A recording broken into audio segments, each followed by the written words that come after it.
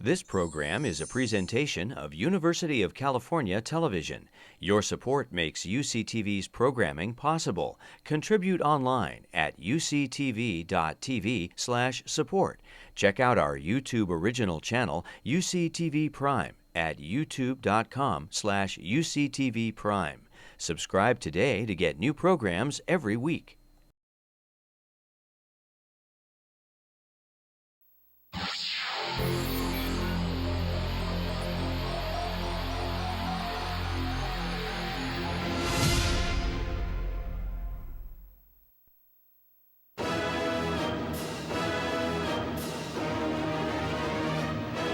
UCLA is a university with unlimited possibilities for students that desire world-class academics and research, unmatched diversity, incredible cultural and social opportunities, successful alumni and career networking, first-class campus facilities, plus America's top intercollegiate sports teams.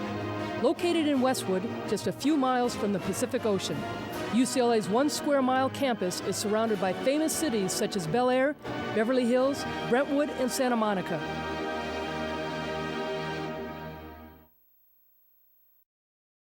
Hi everybody, and welcome to Westwood for UCLA Bruin Talk. My name is Dave Marcus, joined by Allison Taylor. Great show for you today. We're going to take a look at one of the national powers in college baseball, the UCLA Bruins, and talk about a very successful season. And then we're going to get an interesting look at how UCLA serves the international student community. Before we meet our first guest, let's take a look at the upcoming events.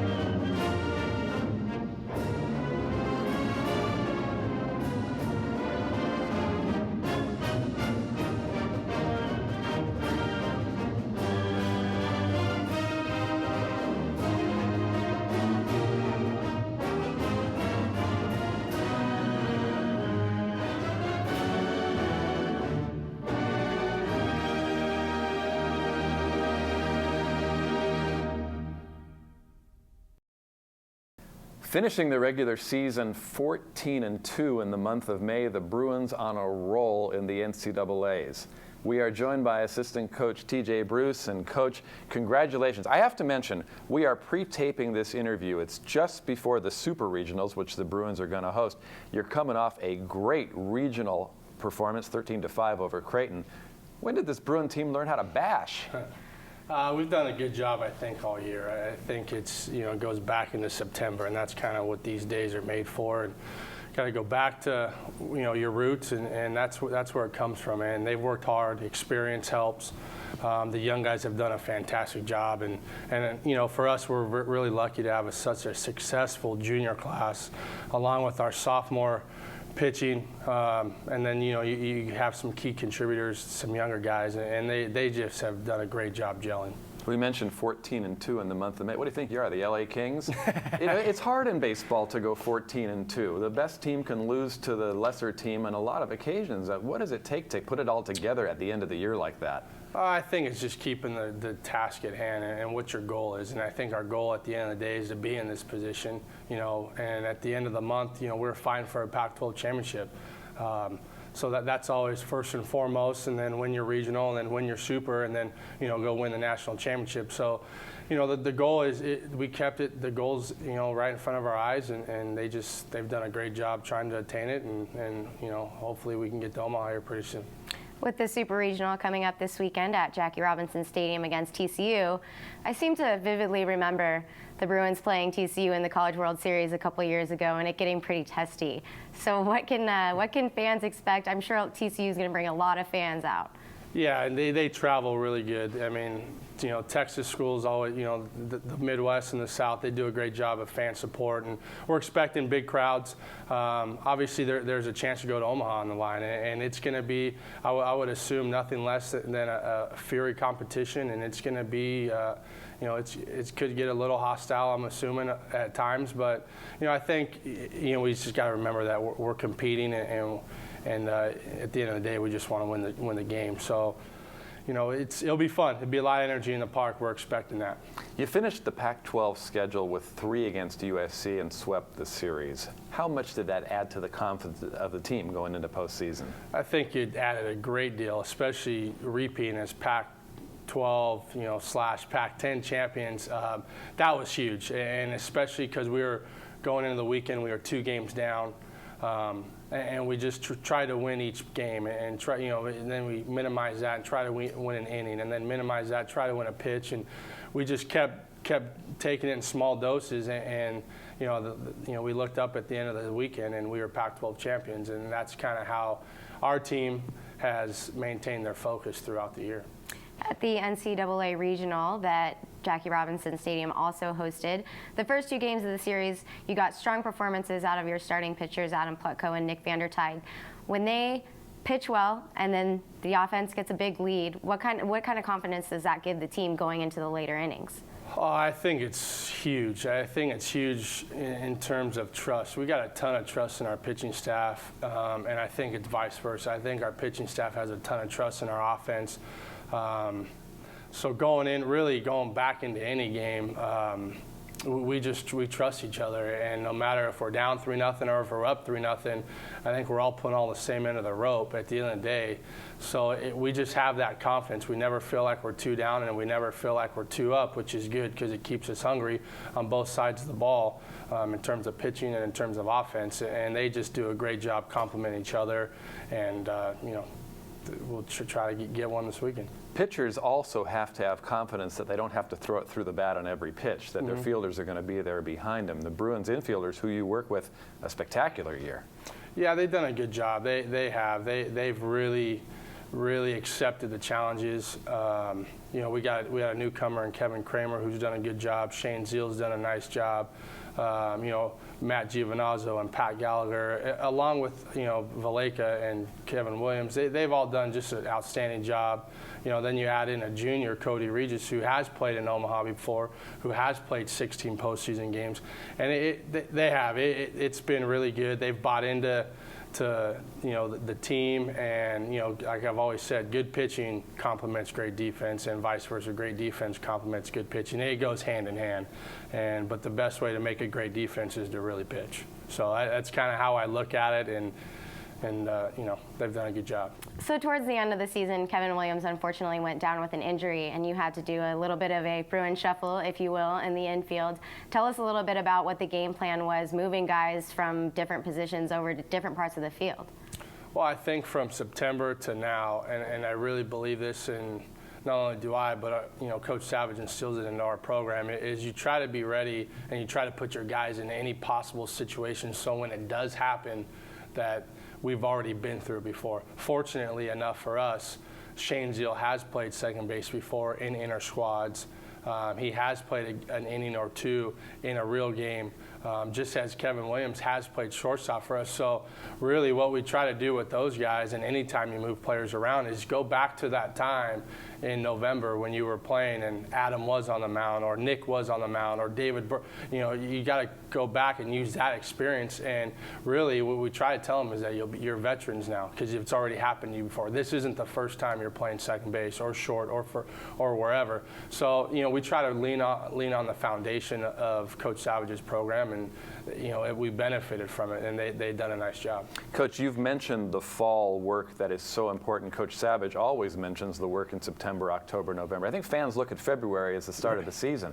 Is that early fall work more important from a physical standpoint or from a mental standpoint for the team? I think it's both. I do. I think it's both in terms of mentally and physically, because you're putting in your foundation of your program. You're putting in throwing programs. You're putting in bullpen routines. You're putting in offensive situations, defense. So you're putting in your whole system, a lot of your system, anyways, in the fall.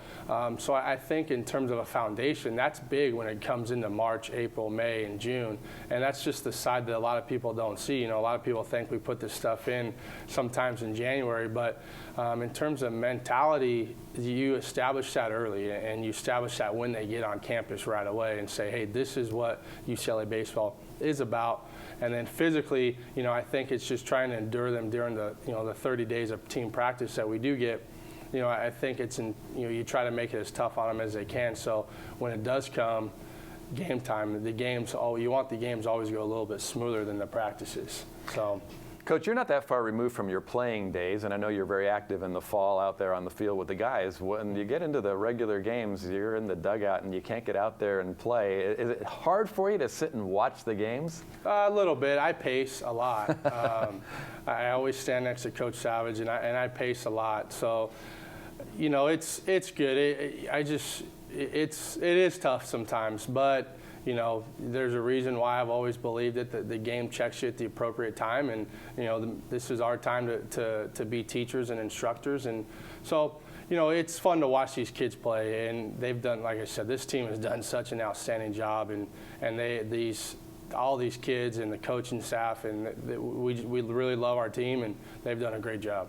Since you were a player, you've had that experience of being out there on the field in a pressure situation, having that ground ball come towards you and maybe take a bad hop. Tell us a little bit about how you teach your guys to recover when something might not go your way, because it happens a lot in baseball. Yeah, and it does. It is an unfortunate part of the game because you are failing most of the time. In the baseball world of it, at least. But I think the sooner you can get rid of it, the easier the transition will be to move on to the next pitch. And we're fortunate enough we work with a sports psychologist, Ken Revizza. So, Coach Savage instills certain aspects of the mental side in our program, and then we use Ken Revizza as well. So, and then as a coaching staff, you just keep implementing those same standards and the same sayings that Coach Savage and Ken use, and by the end of it, the guys really buy into it. Now at this time, you're kind of just trying to build up their confidence and keep their confidence high, and they do the rest. They do a good job at picking each other up, and we, like I said, we work with Ken a ton. So Ken's around constantly, and he even works with us as coaches because sometimes we don't release it as well as the players do at times, but it's just a constant. Just keep telling them to keep moving on. It's okay. You can get the next pitch, and that's what we try to instill in these guys. You spoke earlier about winning inning by inning, at bat by at bat, pitch by pitch. Every pitch is a little mini battle in itself. Yeah. This time of year, it's all magnified. How do you keep the players from getting too overwhelmed by the moment of every pitch meaning so much in the tournament? Well, I think if you can get them locked in on each pitch, I think that will help it. And you'll find out, our team does a really nice job. Our dugout does a nice job. Our guys playing, and you can see it. They just really want that one pitch, and they really want to win it. And they want to win it for UCLA, and they want to win it for their team. And we always say no one pitch is going to make or break your season. It's about the 9-inning war in terms of the battle. But how you're going to win the war is to win that one pitch, and that's what we try to have them focus on, and the short term and the long term goals. Coach Bruce, you are also incredibly involved in the recruiting process. How do you, especially in the fall, when you guys are practicing a lot, doing scrimmages, how do you balance all of the work that you do in recruiting with making sure you're out there on the field every day coaching up your guys? It's a balance. It's a fine balance. Coach Savage has been doing this for 25 years, and I'm so thankful to learn from somebody like him, and who's been so successful on the coaching side and the recruiting side. He helps us out in terms of assistance on how to balance it, maybe do some early work with some guys or some late work, or what events to really go to or not. That's probably the easiest part I can say, is that we really lean on him a lot. in terms of a boss, and then obviously a mentor and a friend to help us adjust to recruiting, and obviously trying to coach up your own guys as well. But, you know, obviously it goes back again to coaching your guys is the foundation of UCLA baseball. And, you know, we have a great staff, so when one guy is out, you know, the rest of them can just fill in. And I think that's a big deal, is trust. For many years, we introduced UCLA as a baseball powerhouse. For many years, the Bruins had a lot of players who did well when they got into the big leagues, but didn't have the great team success. That's different now. People look at UCLA as a team that is a national championship program. How much does that intangible weigh into the recruiting process and the interest that you get from people who want to come here? It helps, there's no doubt. I mean, I think every young kid wants to come to UCLA. I think for the academic part, I think for the athletics. It obviously, like I said, it plays a huge part, and we just we keep instilling the same thing. Hey, you're going to come here, you're going to develop, you're going to be, you know, academically superior than a lot of other people, and just the help that we get here on both sides of school and obviously sports. And we just, like I said, we just try to, you know, it's a small pond that you try to pull kids out of, and but there is a lot of interest to come here, and you know, that's what UCLA does to kids. A great history of success on and off the field. Coach, thanks for joining us. Good luck in the regionals, regionals. Thank you. Thanks for having me. And we'll come right back with more UCLA Bruin talk after these public service announcements.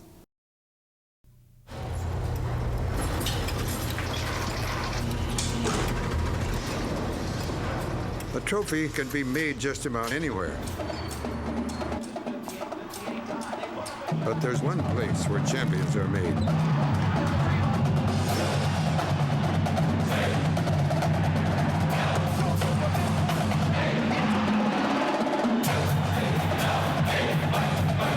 UCLA, champions meet here. Hi everybody, and welcome back to Bruin Talk. It is now time to honor our Student Athlete of the Week. This week we honor women's tennis as our Team of the Week. Just falling short of the championship title, UCLA took second in the NCAA National Championships. #1 singles player Robin Anderson, a freshman, was a standout for UCLA in the finals by earning all tournament honors and was #1 in singles. Courtney Dolhide and Pamela Montez earned all tournament selection. Anderson is seeded #4 in the NCAA singles tournament, as well as teaming with Skylar Morton in the doubles competition. Congratulations, women's tennis, and good luck. If you would like additional information about UCLA athletics, please visit our website at uclabruins.com. UCLA is not only known nationally, but it is a magnet for international students, incredibly diverse student population, and what a daunting experience for some coming for the first time out of their home countries for an extended time. Fortunately, there's someone who helps ease the transition. He's the assistant director of the DASHU Center for International Students. That's Jimmy White.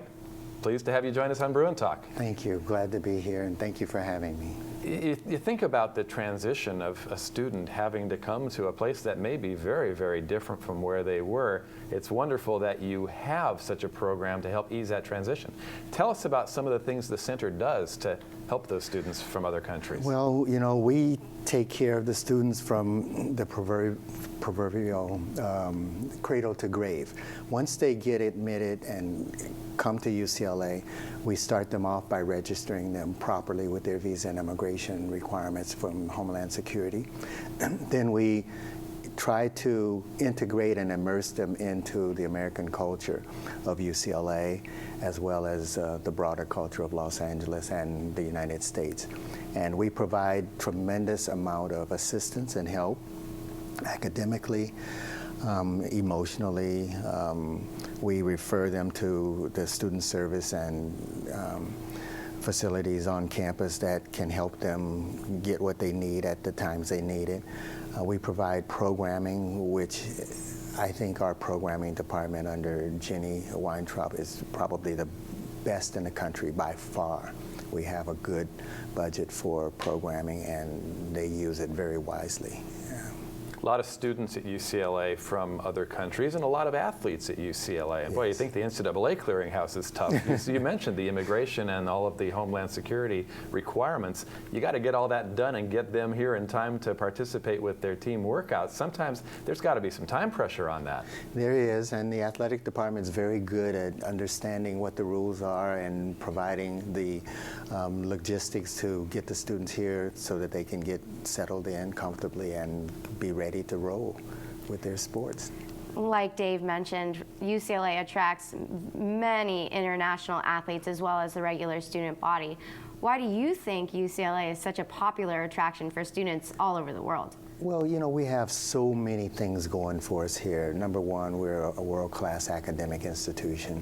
We have the #1 sports history in the country by far.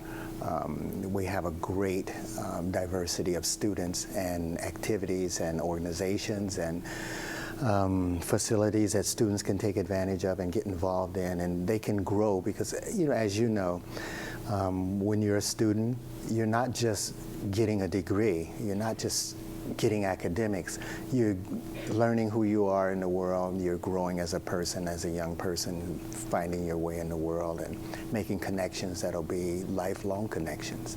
So UCLA has a great attraction, the weather, the diversity of the environment and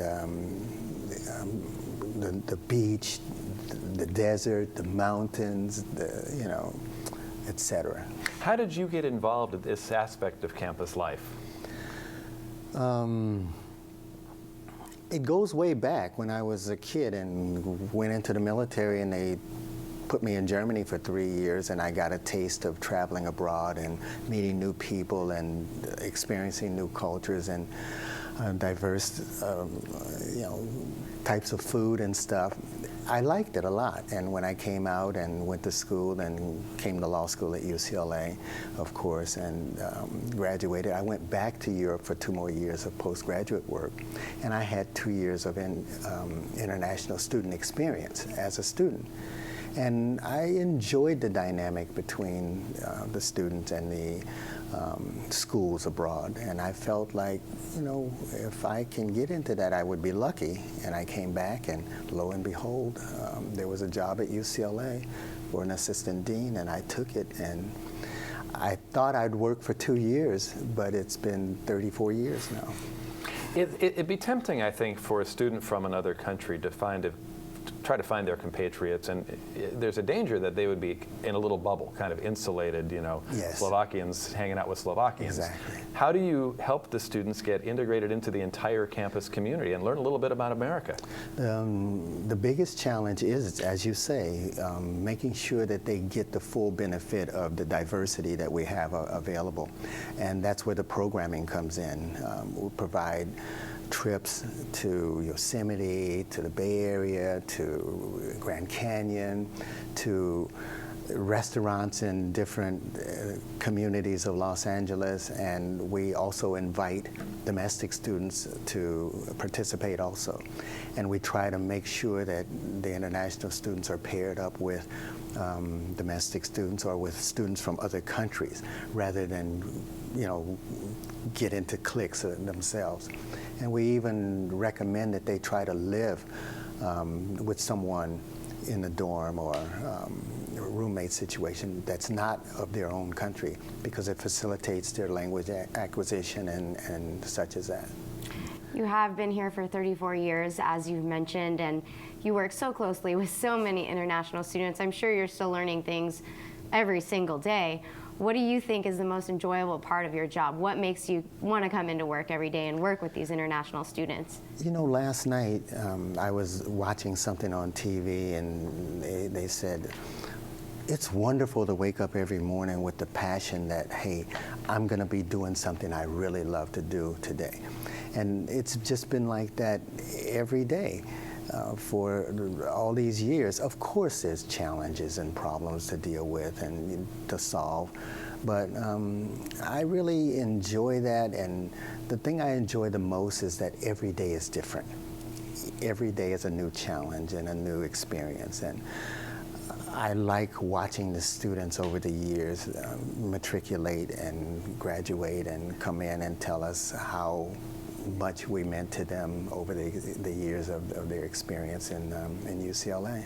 It must be very rewarding to have graduates contact you, maybe have gone back to their home country, but contact you about their experience. Did they keep you up to date on what's going on?